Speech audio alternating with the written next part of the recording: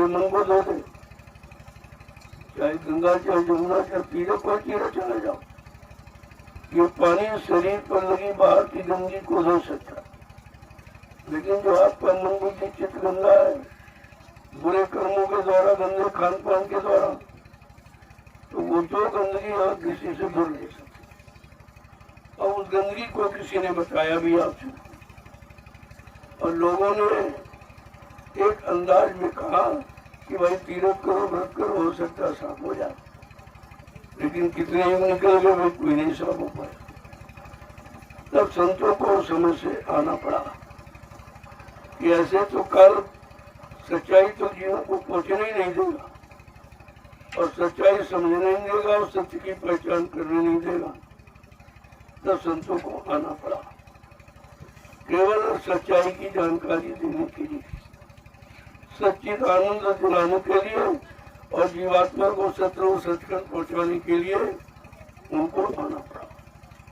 और ये काम पहले तो किसी ने किया नहीं था, तो पहले संत महापुरुष थे ही नहीं, और इसी मुनियों ने ये काम किया नहीं। वो भी अपने स्वार्थ तक सीमित है कि तपस्या करूंगा तो राजा बन जाऊंगा, राजगद्दी मिल जाएगी, ये मिल जाए तो वो मिल जाए, यानी उसमें भी स्वार्थ था। योगियों ने योग साधना करके का उम्र बढ़ाऊंगा, और बहुत दिनों मेरा सम्मान होगा, बड़ी लोग बात मानेंगे, पूजा करेंगे, इसमें जाकर फंस गए।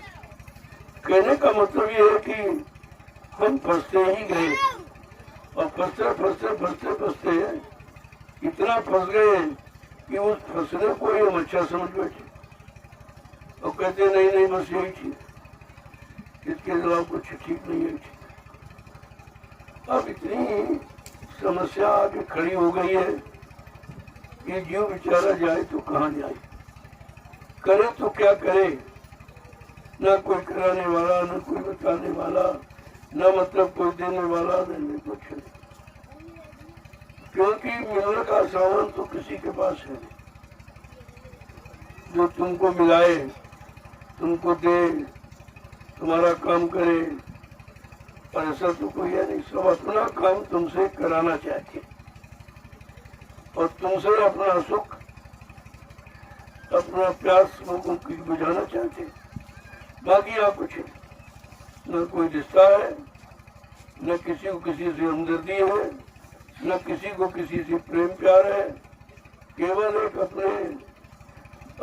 अपने प्यास बुझाने के लिए। ये सब बाहर में जो व्यवस्था आपको दिखाई दी, क्योंकि प्रेम तो अंदर में है, और प्रेम आत्मा का विषय है, और मन का विषय तो हो गया सच्ची है, और प्रेम विषय है आत्मा। वो जीवों से सच्चा प्रेम है, उनको कोई स्वार्थ और लालच का नहीं होता, क्योंकि वो तुमसे कुछ चाहते नहीं, तुमको देने आए। जो देने आया है वो लेने की इच्छा नहीं रखता। अगर लेने की इच्छा रखेगा तो दे नहीं सकता। जब उसी की लेने की इच्छा भी बनी तो देगा कहां से, खाली है वो। तो कहने का मतलब है, जब कलयुग में संत पधारे तो उन्होंने देने की नीति रीति बताई, पर जीव को कैसे दिया जाए और क्या दिया जाए, कि कौन सा सामान देने पर ये निकलेगा और कौन सा सामान मिलने पर ये फंस जाएगा। और दोनों चीजें आपके सामने। फंसने वाला तो जानते हो, फिर भी करते हो भाई। निकलने वाला जानते नहीं, लेकिन इच्छा भी नहीं, तो चलो निकलने की बात पूछे किसी से। कोई हम निकलना चाहते हैं, ये देश हमारा नहीं है, या कोई काम हमारा नहीं है, इसीलिए तो महापुरुषों ने इशारा करके कहा, करो तुम काम अपना, पराये काम क्यों फंसना। अब ये जो सुनेगा कहेगा ये तो उल्टी सीधी बात कहते, कहते तुम्हारा यहाँ कुछ है ही नहीं, और तुमने सबको अपना मान रखा। तो संतों की वाणी तुम्हें उल्टी सुनाई दिखाई दी कि वो कहते हैं कि तुम्हारा यहाँ कुछ है, ये जगत सब सपना है, और हमने जगत को अपना समझ कर पकड़ रखा है। तो महात्माओं की बात समझना बड़ा कठिन है, इतनी जल्दी नहीं, लेकिन जब सत्संग में पड़े रहोगे तो धीरे धीरे धीरे धीरे जब पाक साफ निर्मल पवित्र हो जाओगे, मन बुद्धि चित्त की गंदगी हट जाएगी, तब सच्चाई आपको दिखाई देने लगेगी। जिनमें आप बुराई देखते थे उन्हीं में सच्चाई आपको दिखाई देगी। कब? जब तुम सही सच्चे रास्ते पर चल पड़ो। सुनने से नहीं, कहने से, वो बताने से नहीं, करने से। जब करने लगोगे तो आपकी समझ में खुद आ जाए कि वास्तव में सच्चाई है कहाँ, सच्चाई देने वाले कौन है, जो सबको सब कुछ दे सकते हैं वो कौन है, और जो सबको सबसे सब कुछ ले रहे हैं उनको तो तुम जानते हो, और उन्हीं का कहना मानते हो, उन्हीं के पीछे दौड़ते हो, तो फिर तुम कभी निकल नहीं। इसके लिए आपको उनका साथ छोड़ना पड़ेगा, यानी अच्छे सच्चे रास्ते पर चलना पड़ेगा, अच्छी सच्ची बात माननी पड़ेगी, संतों के अच्छे वचनों को सुनकर अपने आप को पाक साफ निर्मल पवित्र बनाना पड़ेगा, क्योंकि निर्मल मन जन सो मुहि पामे। बड़े साफ शब्दों ने कहा, भाई हमको कोई जाति वाला नहीं पाता, न जाति वाला, न धन वाला, न बल वाला, न बुद्धि वाला, न शरीर वाला। कहा भाई रूप वाला में कोई नहीं, हमको कौन, मतलब कौन हमको मिलता है, कहता जिसका मन नहीं बोला। और मन तो सबके पास है, और तो मन कहीं आपसे लाना नहीं, किसी से मांगना नहीं, लेकिन मन तो है, लेकिन गंदा हो। अब गंदे मन से कोई अच्छा काम आप न सोच सकते हो न कर सकते। अब इस गंदे मन को आप धोगे कैसे? तो महापुरुषों ने इशारा करके कहा है, भाई गंदगी अगर छुटाना चाहते हो, जैसे कपड़े की गंदगी जब तुम्हारे बस की नहीं होती छुड़ाना, तो तुम उसी जानकार को दो, उसी जानकार को धोबी धोने वाला, साफ करने वाला। वो कोई जाति नहीं है, उसका कर्म है धोने का, साफ करने का। जो गंदगी तुम्हारे बस की नहीं है वो गंदगी वो धो देता है, तो जब धो देगा उसी की यहाँ लोग प्रशंसा करते हैं, वही बहुत अच्छा, बहुत अच्छा। तो अच्छा कब है? जब जिसने तुम्हारे गंदे कपड़े को साफ कर और तुमको गंदे कपड़े से अलग करके पाक साफ कपड़े पहना दिए, उसी को तो अच्छा मानोगे आप। तो यही बात अपने पर क्यों नहीं लागू करते कि हम अच्छे कैसे बने, हमको लोग अच्छा कैसे कहे। ये नहीं हम बुरे हैं लेकिन लोग अच्छा कहते हैं, ये तो सबसे खराब है। बुरा रहना और अच्छा कहलाना ये सबसे बुरा है। वो कभी ठीका नहीं हो सकता। तो वो समझता कि भाई हमें तो कोई बुरा कहते ही नहीं, तो कभी बुराई नहीं छोड़ेगा। अगर चोर को सब लोग अच्छा करे तो चोरी कभी नहीं छोड़ेगा।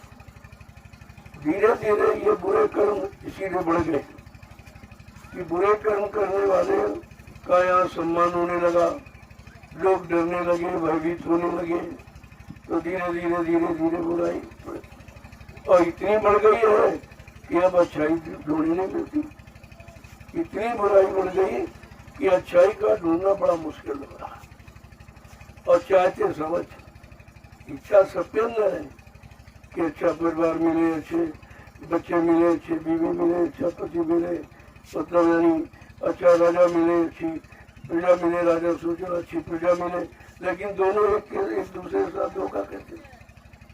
अरे अच्छे बनोगे तो अच्छा मिलेगा, अच्छा करोगे तो अच्छा मिलेगा। ये तो सब चाहते हैं कि अच्छा मिले, अच्छा मिले, लेकिन कभी ये नहीं सोचते कि अच्छे कर्म भी करें, क्योंकि कर्मों के आधार पर मिलना है। कर्म प्रधान देश का आ गया है, एक मोटी पहचान की हमारा ये भारत देश कर्म प्रधान देश है। यहाँ कर्मों की प्रधानता है, लेकिन वो कर्मों की प्रधानता कर्मों पर लागू नहीं कर रहा। कर्म तो बुरे करता है और अच्छा परिणाम चाहता है, ऐसा तो कहीं है ही नहीं। यही कारण है कि सुधार नहीं होगा। सुधार का मतलब यहाँ सुझाव नहीं रहा, संहार रहा। इनको मारो, इनको काटो, तो आपके यहाँ तो 3 युगों का इतिहास मार काट कर कितने सुधरे, कितने लोग सुधरे। अरे भाई मार काट दो तो सुधार क्या, वो तो मर गया। सुधार का मतलब वो रहे, उसके अवगुणों को आप निकाल दो और उसे एहसास करा दो, और जब वो एहसास करेगा अच्छा बन जाएगा, तब कहा जाए कि भाई हाँ ये अच्छा। लेकिन यहाँ संघार को सुधार कहा गया, ये चाहे सचिव का इतिहास, चाहे त्रेता द्वापर, इनको भगवान माना, अच्छा माना, उन लोगों ने समझा तो किसी ने नहीं पाया, मार काट दिया, उनका जीवन ही खत्म कर दिया। जब जीवन ही नहीं रहा तो समझाओगे किसको? अरे भाई जिंदगी को समझो, जिंदा रहेगा यानी तभी तो आप उसको समझाओगे। अगर उसको मार दिया या मर गया तो फिर कौन समझेगा? इस बात को, इस सत्य ज्ञान को कोई मानने के लिए तैयार नहीं। इतनी ज्यादा खराबी बढ़ गई है कि अच्छी सच्ची बात न किसी को सुनाई देती, न दिखाई देती, न कोई करने को तैयार है, और परिणाम सब अच्छा चाहिए। कहती है कि उन्हें दुकान अच्छी चले, नौकरी अच्छी, सब मतलब नहीं। कोई भी काम ऐसा नहीं जो आप अच्छा न चाहते हो, लेकिन कभी ये नहीं चाहते हो कि जरा अच्छा करें।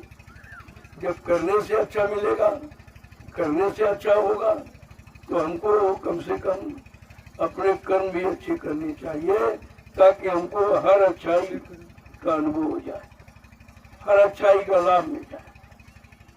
तो कहते हैं भाई एक दिन में थोड़ी हो जाए, अब 3 युगों में बिगड़ पाए हो, अब तुम अभी कलयुग के 5,500 वर्ष निकले, अभी बिगड़ रहे होगी। अभी सुधरने की बात नहीं है, केवल संत महापुरुषों ने सुधरने का अभियान चलाया, बताना समझाना शुरू किया।